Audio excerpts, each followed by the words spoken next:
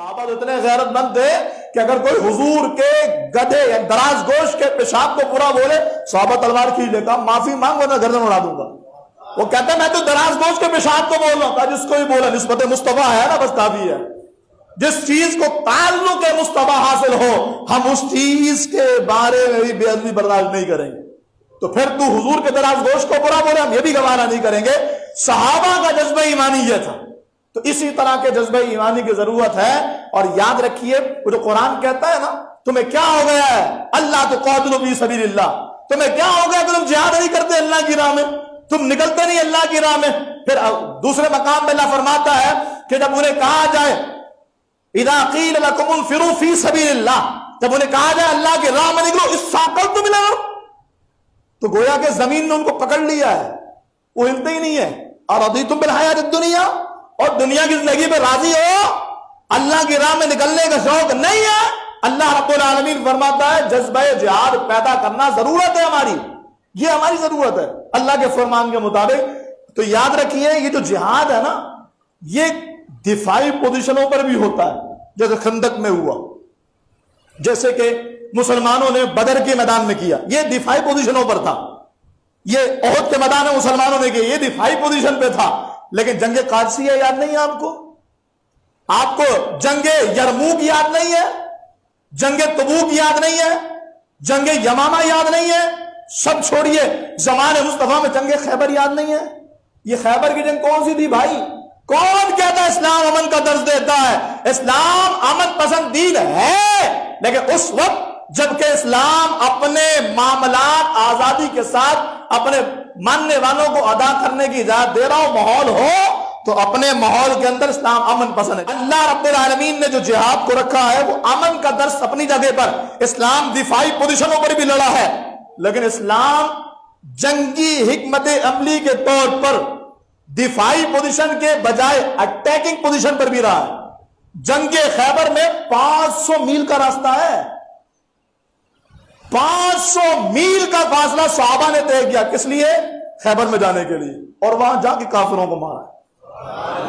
اور صحابہ نے جاتے جاتے بتا بھی دیا، رستے میں حضور کی نعتیں پڑھ رہے تھے، بتایا جب بھی کوئی جا کے کافروں کو مارے گا وہ حضور کے عاشق ہی ہوں گے، وہ نبی کا نعرہ لگانے والے، نبی سے محبت کرنے والے، نبی کا دم بھرنے والے وہ وہی ہوں گے۔ خیبر میں جا کر مارا ہے، بتاؤ نہ کوئی سمجھائے مجھے، اگر اسلام امن کا درس دیتا ہے تو 500 میل جا کر خیبر میں یہودیوں کو مارنے کی وجہ کیا تھی؟ وہ جو حیدر کی تکرار تم کرتے ہو، جو ہم کرتے ہیں، وہ جو مرحب کے بارے میں کہتے ہیں کہ مرحب 2 نیم ہے، سر مقتل پڑا ہوا، اٹھنے کا اب نہیں کہ مارا علی کا ہے۔ بتاؤ نا علی نے اسلام امن کا درس دیتا ہے، اگر ہر حال میں یہی نعرہ مارا تھا تو خیبر میں جا کر علی نے مرحب کے 2 ٹکڑے کیے کیوں تھے؟ اگر اسلام ہر حال میں امن کا درس دیتا ہے تو جنگ یمامہ میں جا کر خالد بن ولید نے ان کافروں کی گردنیں کیوں کاٹی تھی؟ جنگ قادسیہ میں مسلمانوں نے اسلام کا علم بلند کرنے کے لیے راہ میں آنے والے کافروں کو وہاں سے جہنم کیوں کیا تھا؟ یہ اعلان ہے اسلام صرف امن کا درس نہیں دیتا اور صرف دفاعی پوزیشن پہ لڑنے کی بات نہیں کرتا۔ جب تک دنیا میں کافر موجود ہے تبلیغ دین کی جائے گی، انہیں سمجھایا جائے گا، نہ مانے تو پھر اسلام آگے جنگی حکمت عملی اپناتا ہے، پھر جہاد کی دعوت دیتا ہے، پھر بڑھنے کی دعوت دیتا ہے، قدم بڑھانے کی دعوت دیتا ہے، اور ان کافروں کا سر کاٹنے کی دعوت دیتا ہے۔ حضرت صاحب یہ تو بڑی متشدد مزاج ہو گیا اور بڑا لڑاکا اور بڑا جنگی مزاج ہو گیا۔ ہم نے کہا آپ اپنا امن پسندی والا مزاج اپنی جگہ پر رکھیے، اگر ہم نے یہ حکمت عملی اپنائی ہوتی، اگر جہاد کے لیے ہماری وہ فورس تیار ہوتی، رب کعبہ کی قسم ہمت بھی نہ ہوتی کبھی ہاتھ اٹھا کر کے دیکھے، کبھی ہمت نہ ہوتی۔ آپ نہیں جانتے جنگ خندق میں جب کافر آئے تھے اور مسلمانوں نے دھول چڑھائی تھی، پھر کیا ہوا؟ اس کے بعد سے کافروں نے ہمت ہار لی تھی، نہیں اب ان کا مقابلہ نہیں ہو سکتا، اب انہوں نے اٹیکنگ پوزیشن اختیار کر لی ہے، اب یہ سامنے سے بڑھ کے حملے کرنے کے پوزیشن میں آ گئے ہیں، اب یہ دفاعی پوزیشن میں نہیں ہے کہ ان کو جا کر کے ماریں گے اور ان کے گھر کی طرف رخ کریں گے۔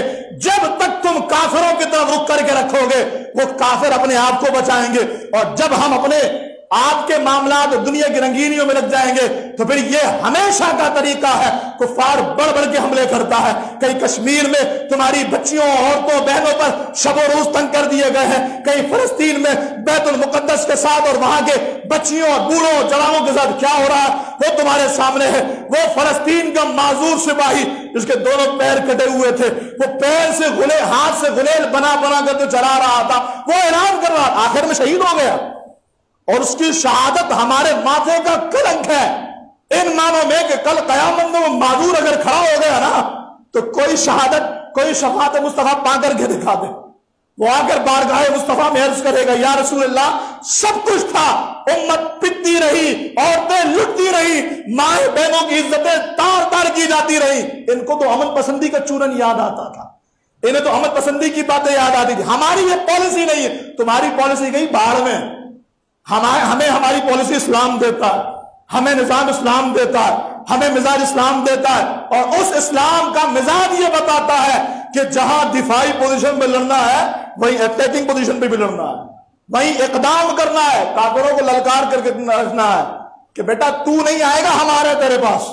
صلاح الدین ایوبی گیا تھا، محمود غزنوی افغانستان سے نکل کے گیا تھا ہند میں، وہ ہند والے راجہ افغانستان نہیں آئے تھے جو محمود غزنوی نے دوبارہ حملہ کیا اور جا کر کے آپ نے وہ فتح کر لیا راجستھان، اور کہاں تک سرحدیں پھیلا دی۔ نہیں، شہاب الدین غوری یہاں سے گئے تھے اور ان کا مزار بھی آپ کے پاکستان میں، وہ یہاں سے جا کر وہ ہندوستان کی سرزمین کو فتح کر کے آتے ہیں۔